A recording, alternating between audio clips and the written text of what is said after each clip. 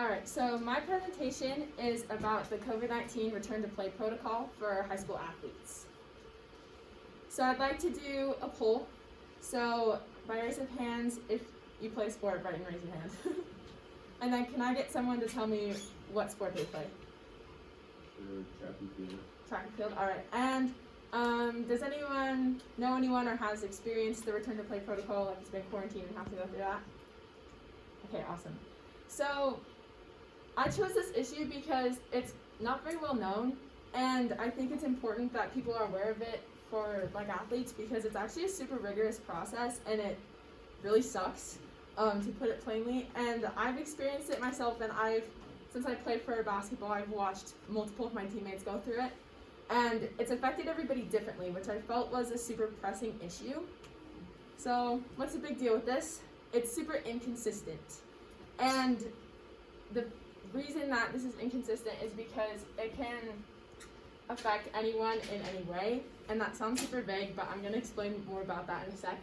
So one of the biggest aspects of the protocol is a 7-day physical therapy program, which is tracked by our athletic trainer, Caitlin, and it's mandatory to re-enter your sporting programs. And I actually polled kids from all over Canyons district, so like Riverton, Alta, Skyline, and only 50, it was actually pretty evenly distributed, that it was half and half, that kids either know about it or they don't. So for example, let's say we have 4 different athletes. One is someone who gets quarantined, they all get quarantined. One honestly follows the protocol. Someone has a relative who is a doctor and is easily able to get a note signed and get back to play. Someone whose symptoms went away after 2 days and then they cheated their protocol saying that they haven't had symptoms to get back faster. And then someone whose doctor won't sign the note for a month to prove that there is no lingering symptoms. So I felt the 4th one was actually me. I wrote that based off of my experience. So I got quarantined like 2 days before Christmas break, and I didn't have short symptoms. Mine were actually prolonged for about 10 to 12 days, and it was super sucky because all my family was going on doing stuff, but then all of our plans got canceled and everybody had to stay home. And then I did the return to play protocol, and I did the tracking thing, and even after I'd finished all of that, I went back to go play in my games, and my doctor wouldn't sign a note to clear me to play. So I had to wait until his timeline so that he wouldn't have to take and assume liability for any lingering symptoms. The biggest symptom lingering in athletes is myocarditis, which is inflammation of the myocardium, which is a heart muscle. And even though it only affects 5% of the people who contract COVID-19, it's mostly prevalent in athletics, and that's a really big deal. But also I found a way in the solution that I have to prevent that while getting people back to the game faster. And just as a comparison, my teammate, who is a transfer athlete, she goes to Waterford, but she plays for us. She got COVID and was able to play she quarantined for 3 days and then was back the next game. And she was completely fine because her uncle was a doctor in Wyoming and got her to be cleared. And so I thought that was really unfair, and I had a lot of pent-up anger about that. So I want you to share with the person next to you, what do you think 2 ways it's hard to be an athlete, and do you think that athletes should have designated seating during the games? I got pressure. Yeah,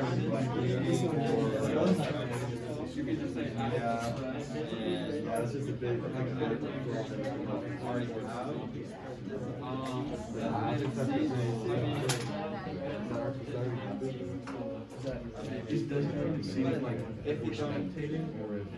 Yeah, so for athletes specifically, so like for basketball, you have like your seat and you have to sit there the whole game, like once you come off.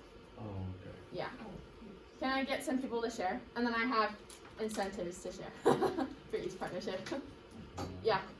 Well, for the first question, I would say it's hard because of COVID guidelines and making sure to maintain that, like, especially with like football, and they have contact. Yeah, awesome. Do you want one? Yeah. And then can I get like 2 more people to share?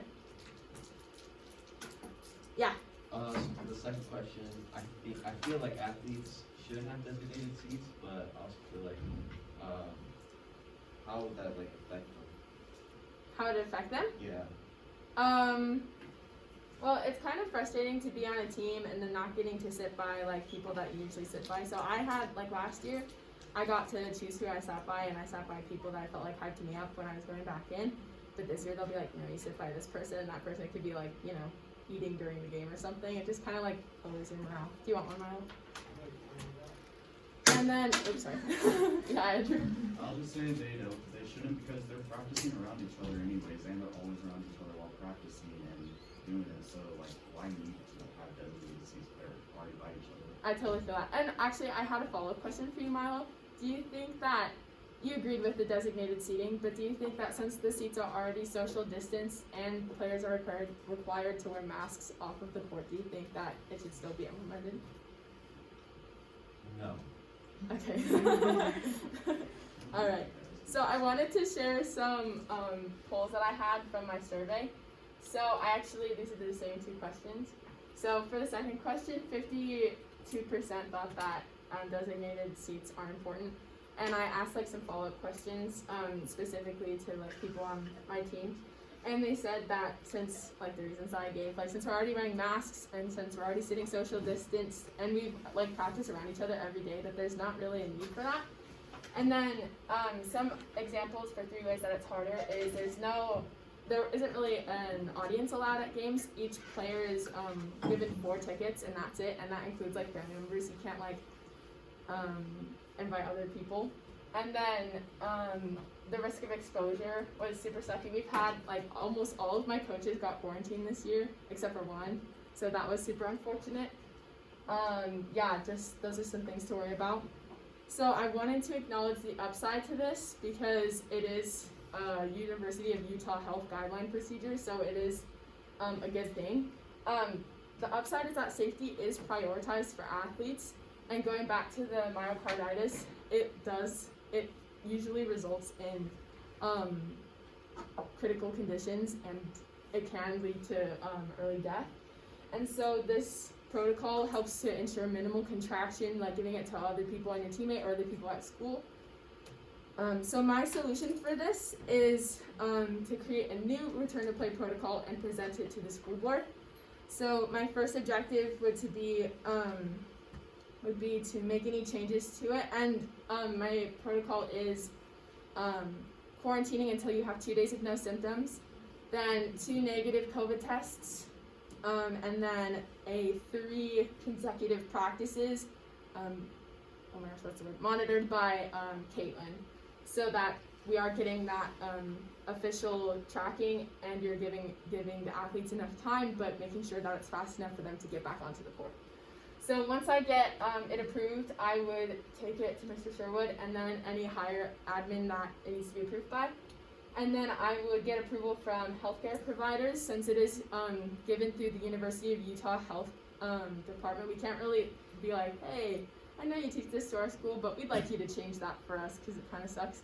So we find a new healthcare person to watch over our school, since every school actually has a different specific, like it could be Intermountain Healthcare or something else, and then demonstrate it and integrate it into the school. So yeah, that's my presentation. Questions? Yeah. Do you feel like you could actually get them to change the protocol, or do you think it's pretty set in stone? I've actually thought about that a lot. I feel like it's tough to implement something this big so far into like the end of the year. So if it like, I feel like I could get the grounds on it this year, and then if it's still an issue, we could implement it next year. Yeah. You still need like a doctor's note for you to get back in? Actually, so the return to play protocol was updated about 2 weeks ago, and a doctor's note isn't actually required. It's just recommended, just for like cardiothoracic reasons. Yeah. So I didn't know that you had to be like, why does Kaylin have to watch? Or So that you don't like fudge it and be like, yeah, I did all that stuff, because they want to make sure that you're so like, if they like healthy. notice you coughing or something? Yeah, so if they're like, wow, you seem like really tired when you're running, and you like, they can be like, actually I don't think you did it, let's like talk to you for further progression. Yeah, thank you. Thanks.